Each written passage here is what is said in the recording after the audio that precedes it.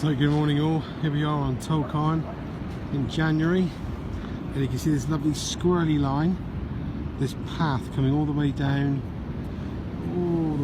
the big arrows, lots of visual kind of signposts, these strange little mounds with little footprints around them, which I'll explain in a moment.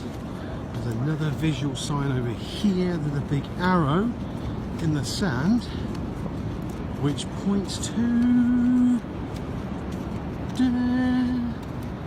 the lost cave of Tokon. And as you can just about see as I'm walking towards it, so bear with me, I've got my little fire there, ready and prepped. Safety right there, like. Little fire ready and prepped. Got the thunder bucket, the fisherman bag, and I'll explain my character in a minute. So what's going on today? So it's foundation. During foundation's curriculum this term, they're learning all about the weather, what it is, how to interact with it, how it affects the environment, and how it can affect them. So back in their school, they've already looked at wind and understand the force of the wind. Wind is invisible, how wind is created, what can we use wind for, wind can be used to pull things and push things, forces, strong winds, breezes, hurricane, tornadoes. Then we learned about the sun, and we learned that the sun is a ginormous ball of fire spitting out huge flames in space. And they learned that it's in space, but we differentiated between what they see as the sun and what they see as fire, and what is heat, what we feel from the sun. So in the school we built a little fire, and we explained that we can feel the heat, we can see the flames, we can see the fire. Today though, it's about massive impacts of weather on our different environments. So we're looking at erosion. So I'm a character, I will show you my character at the minute, here we go. Hi, I'm going to be called Fisherman Jack today. So yes, I'm Fisherman Jack today, and a while ago my boat, the Hullabaloo, was bobbing around out there, and a huge storm occurred and it forced the waves bigger. So we've already touched on this, so we're revisiting the vocab of how wind becomes strong, becomes storms, and they could form waves on the ocean.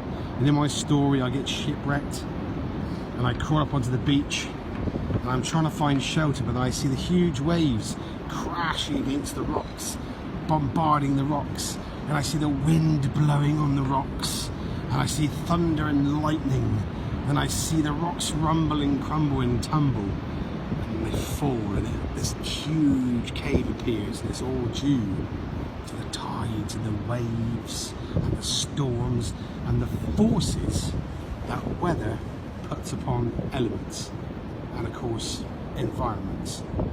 So in there we make it fun as well. Now going back to these little mounds which I've made everywhere.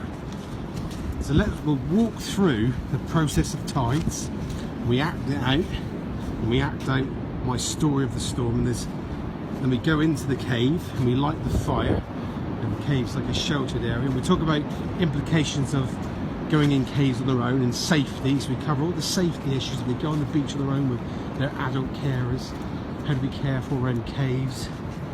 But when we get into the cave, then we get their foundation, let's make it fun.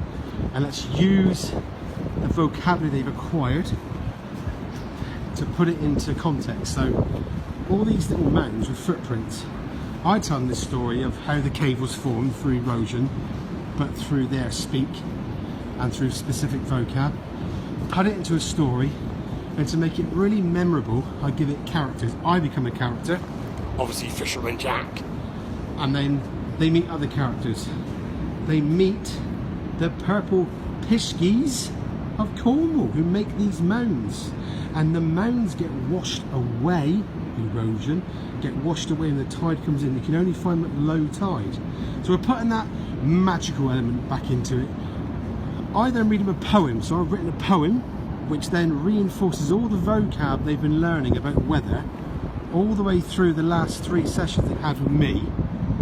I make it into a poem, but I'm Fisherman Jack telling them the poem, and in the poem I bring in these fantastical mythical elements of piskies with pink beards who ride on the back of clickety-clackety crabs. So I use a lot of rhyming words, and here is the story. So I write the story on a bit of old paper, make it look really old, a bit more authentic, you know.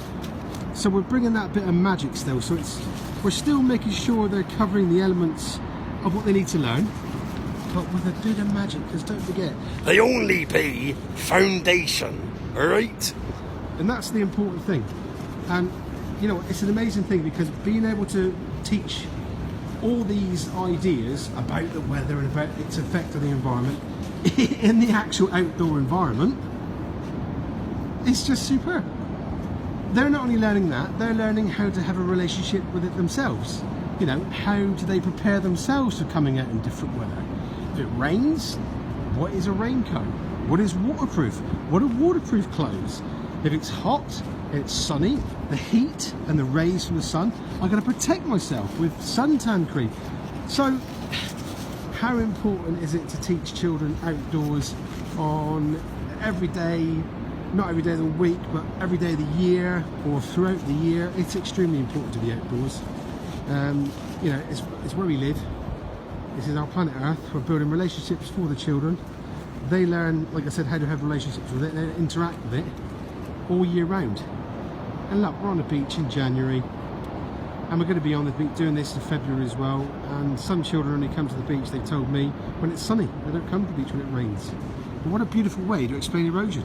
Down here in a cave with a fire, through a mythical story, get them to acquire this language that they can then input into, let's say, nonsensical poems or writing or stories which give it place.